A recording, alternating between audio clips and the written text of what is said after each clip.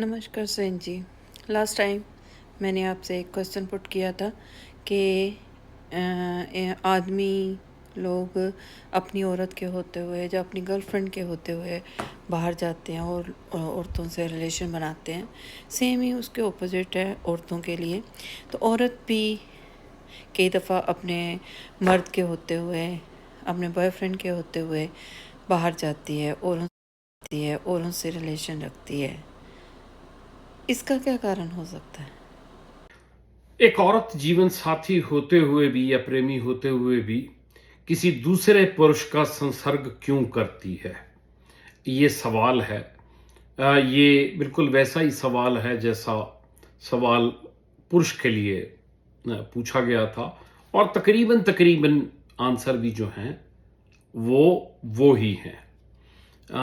एक तो एक जवाब ये है कि ये जो समाज है और इसके बनाए हुए नियम हैं, जिसके लिए संसर्ग करने के लिए एक पर्टिकुलर एज की या एक पर्टिकुलर मैरिटल सिचुएशन की इंतजार करना पड़ता है, वो प्राकृतिक नहीं है। समाज के जितने नियम हैं वो प्रकृति से मेल नहीं खाते हैं। समाज के जितने भी नियम हैं वो व्यक्ति को सप्रेस करते हैं, उसको जो उसकी जो नेचुरल चॉइसेस हैं उसको दबाते हैं।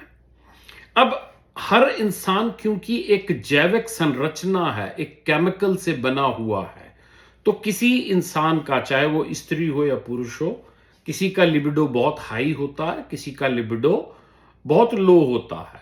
एस्ट्रोलॉजी में हम इसको शुक्र की दशा, शुक्र और मंगल से ये डिपेंड करता है कि किसी स्त्री या पुरुष में संभोग करने की जो इच्छा है वो कितनी ज्यादा है, कोई इंसान कितना ज्यादा कामुक है, और उस इंसान का कामुक होने के ऊपर उसका अपना कोई भी जोर नहीं है। तो एक पुरुष ना चाहते हुए भी कामुक ज्यादा हो सकता है, एक स्त्री ना चाहते हुए भी ज्यादा कामुक हो सकती है, इसके ऊपर उनका अपना जोर नहीं है। तो एक टाइम तो एक पार्ट तो हो गया कामुकता का। दूसरा जो पार्ट है, जैसे मैंने बताया कि जो बायोलॉजिकल पार्ट है, जो सप्रेस किया जाता है। एक लड़की वो तैयार हो जाती है संभोग के लिए 14, 15, 16 साल की अवस्था में, लेकिन उसको इंतजार करना पड़ता है 25, 26, 27, 28 या 21, 22 तक भी। तो तब तक उसकी जो संभोग वृत्ति होती है वो विकृत हो जाती है, वो बिगड़ जाती है। आपने इतना ज्यादा उसको दबा दिया कि अब वो कंट्रोल से बाहर जानी शुरू हो गई, क्योंकि आपने सामाजिक नियम उसके ऊपर लादने की कोशिश करी। एक तीसरा और महत्वपूर्ण कारण वही है जो पुरुषों में है, कि एक सोच है कि मेरा आदमी या मेरा हस्बैंड जो है वो ऐसा होना चाहिए, मेरा पुरुष ऐसा होना चाहिए।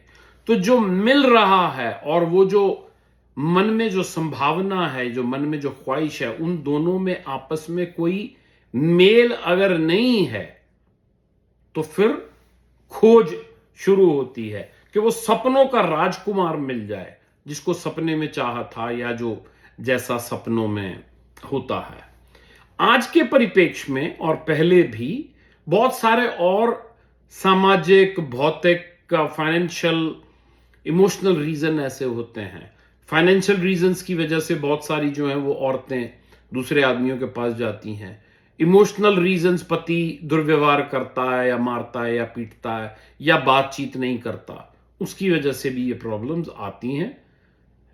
जनरलाइज करना मुश्किल है, बट ये जो प्रॉब्लम है या ये जो चैलेंज है, ये स्त्रियों और पुरुषों में बराबर है। इनफैक्ट मेरे नजरिए में ये इशू, ये चैलेंज औरतों के साथ ज्यादा है।